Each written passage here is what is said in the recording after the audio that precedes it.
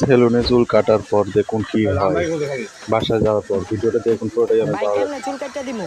ভাই সামনের সপ্তাহ আমার বিয়া তো, চুলটা সুন্দরভাবে কাটটা দেন আর আমার একটু ফেশিয়াল করে দেন।